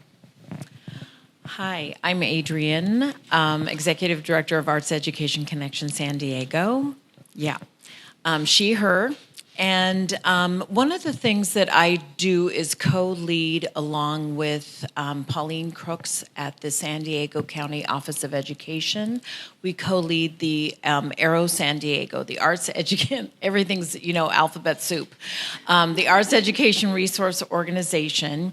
And it is very much like this. It's arts educators, but what we have started to do this year is open up the space to people outside that we can work with. So district arts coordinators, the press, funders, so that they understand the power of what we bring and how many arts organizations there are in San Diego County, so they can get a sense of the depth and breadth of what we offer. And so just making those connections to people outside of the arts. Excellent. Before you pass it on, can you just pass it to Gina so she can introduce herself? And Richard, really quick, we just want to make sure that everybody's accounted for here. I'm Gina Lopez, CEO for California Center for the Arts, Escondido. And Richard? I'm Richard Trujillo, and independent arts consultant and artist. Now we can... I'm Doris Saloy. I'm from Vantage Theater, executive director, and Richard just finished Beethoven for us last year. Okay, I think... who's next on this side? Whatever. Robert. Hi, I'm Robert Salerno, artistic director at Vantage Theater. And this discussion prompted an idea that there's a section in the Union Tribune, we still subscribe to it, I don't know, probably nobody else does in this room, called Arts and Entertainment. I thought, well, isn't that odd that they're making this distinction that probably not many people think about?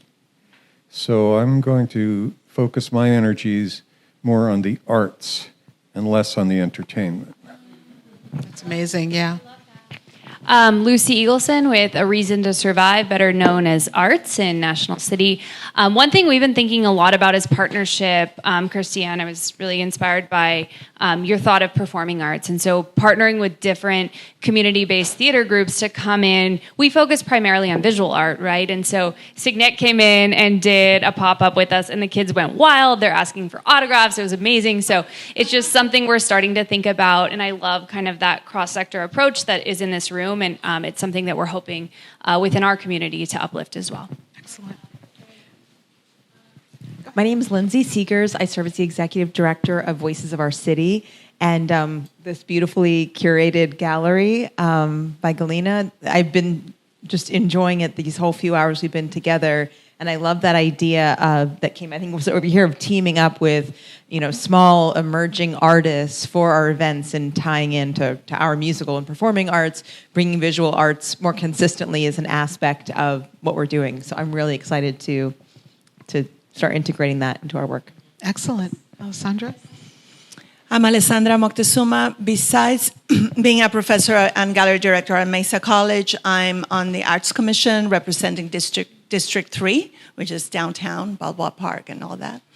And I guess my action item is to be in the commission working through that creative city plan, which is the first time that we have a cultural plan for the city. And we've already outlined some of the things that can be done even with the limited resources that we'll have next year. But we have a great Department of Cultural Affairs with great staff and really devoted commissioners. So I'm going to be working very hard with them, and I'll be seeing all of you around town at all of the events. Yeah, you will. My name is Steph Johnson. I'm the CEO and creative director of Voices of Our City Choir. And I took away a lot from this, but I think that just the note about the Culture Club. Who said that about the Culture Club? Andrew. And about bringing, because I think as a founder or co-founder or, whatever, you just kind of care about all these things happening, but to just bring everybody into what is it for you? How do you, it just gave me a lot of awareness there. I love that so much. And also that we have to type A differently. I'm never going to forget that ever. Don't. Hi, I'm Brandy. I'm the program manager at So Say We All. We're a storytelling nonprofit. The type A differently resonated with me big time, as you can probably guess from my rants. And the biggest takeaway is not just that, but we love collaboration, and we're always looking for new ways to collaborate. But I would really like to attend more events like this because, even when you're big on collaboration, you get to have your 4 or 5 people that you just keep returning back to. And it's a huge city and county, and just meeting new people and making new connections is super important. Hi, I'm Christiane Kerner. I am the founder and executive artistic director of New Village Arts, she, her pronouns.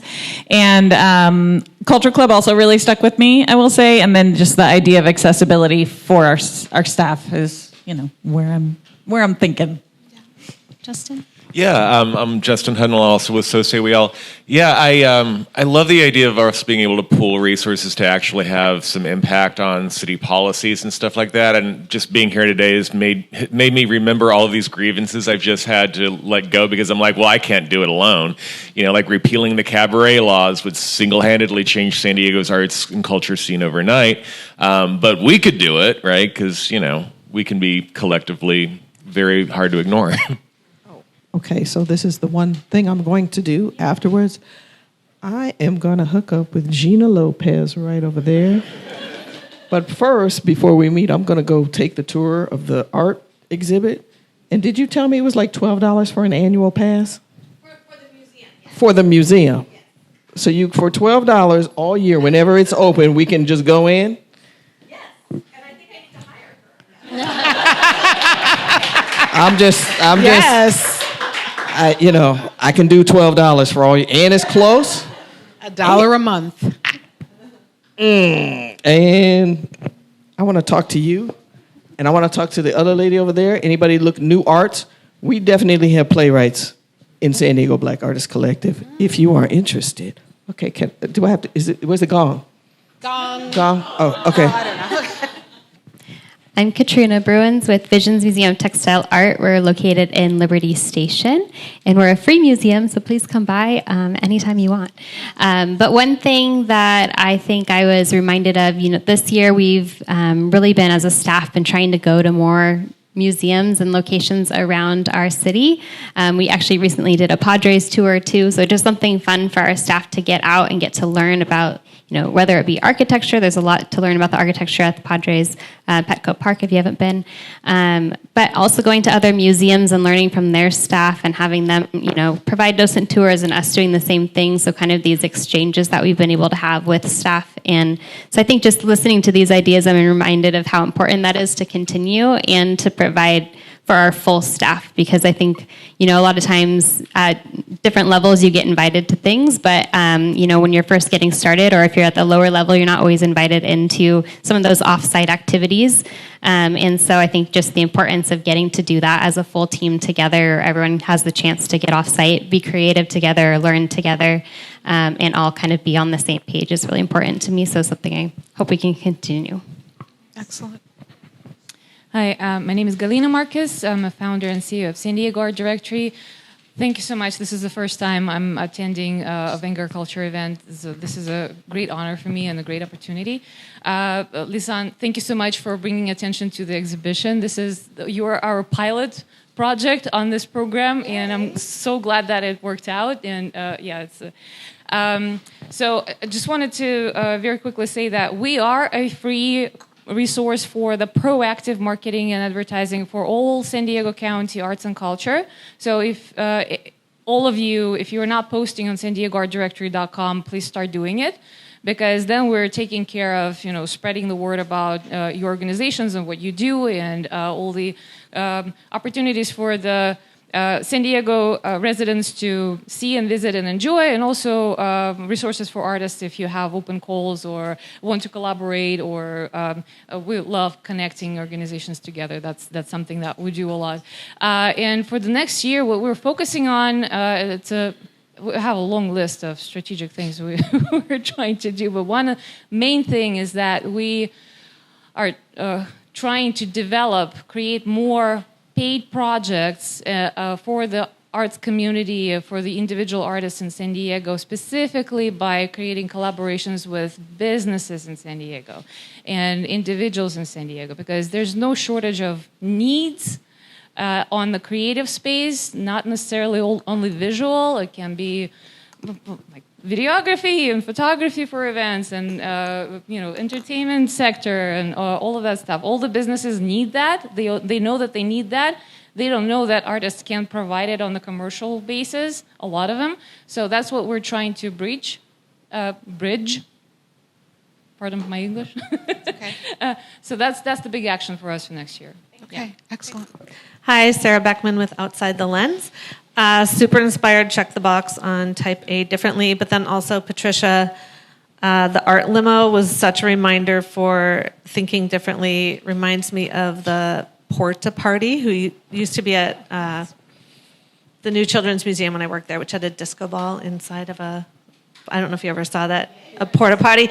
Like just a huge reimagining of things, spaces, ideas. So that's my inspiration. So I'm Marilyn McPhee. I'm the president of Storytellers of San Diego. And this has been just really, really interesting for me. I have a lot of things that I want to do. And maybe I'll go to Fundraising Fridays, that I get those emails every single week and I never go. So maybe I will, huh? Yeah. I was dragging my feet for a year, and once I started doing it, it changed a lot of things. It's such a good idea. Why do I ignore those emails? I don't know. And work on some collaboration with storytellers, with art galleries, and more with museums. That's what's on my mind. I'm Sean Cassidy. I'm the chairman of the board of directors of Vanguard Culture. I've been with Susanna from the beginning of her idea, starting before it was a 50c3. One of the things I think that's most important to build for the next future here is to keep building our relationships and our network. And those relationships are so important in the room that we have right now, because the interconnectivity is going to change the world. If we separate, we lose. If we come together, we win.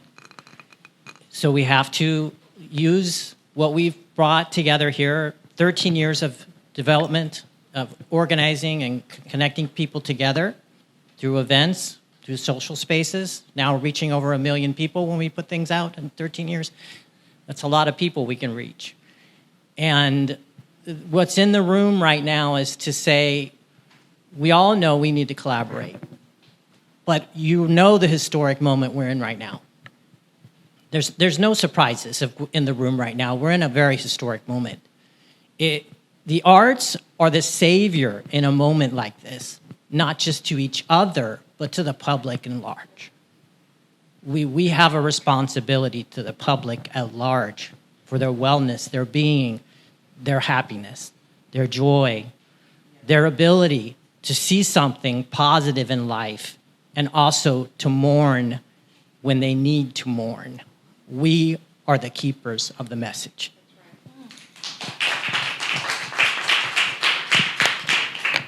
Hi, my name's Kristen Mahalko. I'm the Deputy Director of Operations for the Balboa Park Cultural Partnership.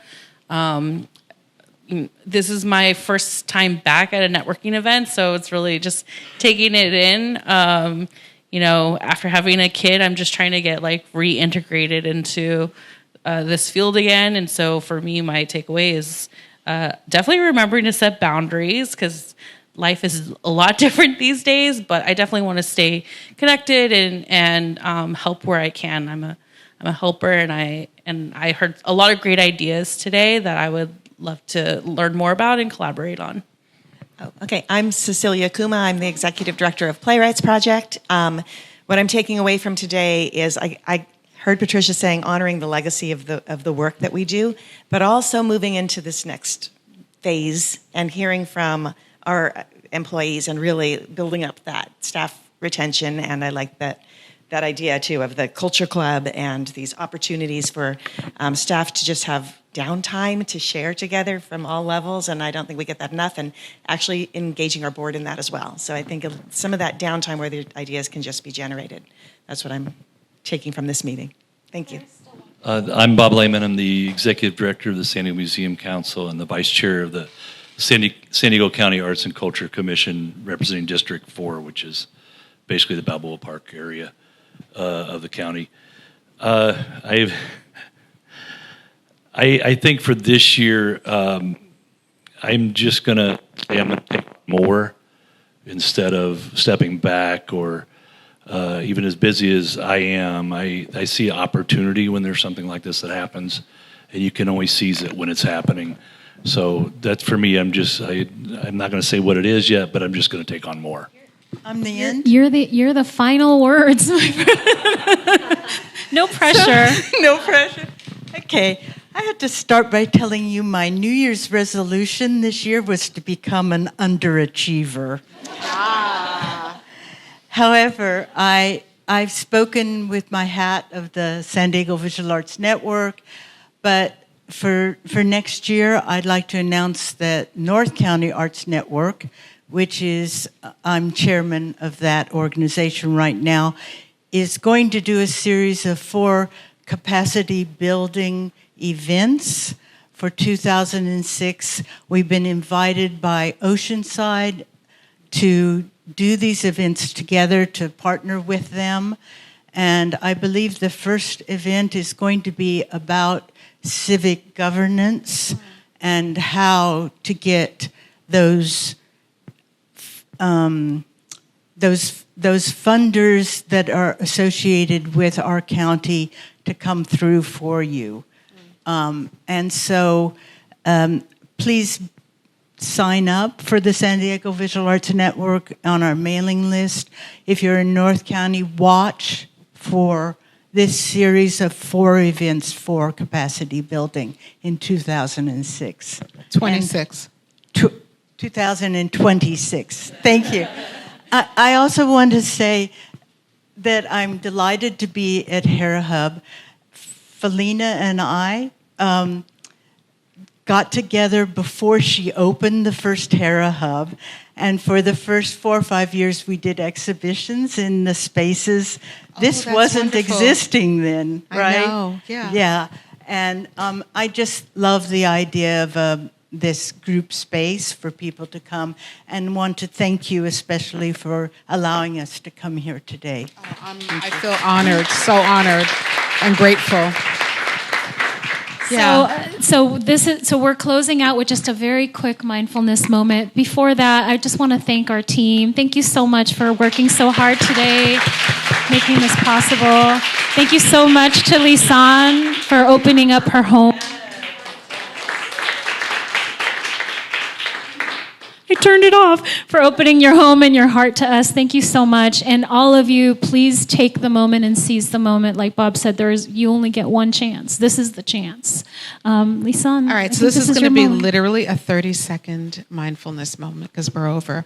But before we do that, I'd be remiss to not thank you again, Susanna.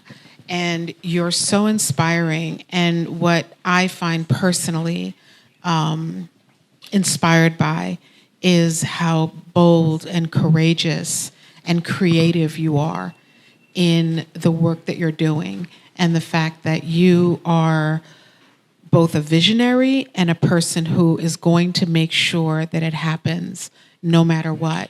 And can we just really give this amazing creature, just really acknowledge you for that, because you're incredible. You're incredible.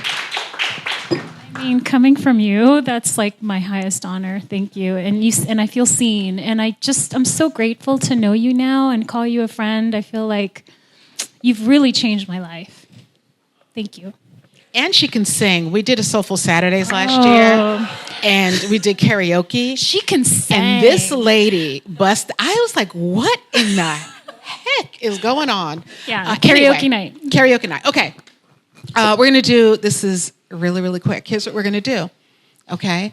And this is for you to replicate whenever you have one of those moments in the middle of your day where you're just like, oh my God, so much, right? So we're going to take 5 breaths together. That's it. We're going to inhale through our nose. We're going to hold it for a moment. We're going to take 2 extra sips through our nose, hold it. We're going to release it through our mouth, wait a moment, and then we're going to do the whole cycle over again. Okay? Why 5? 5 because, well, in numerology, right? I happen to be a life path number 5. And it just so happens that 5 is, in life path world, in numerology, freedom.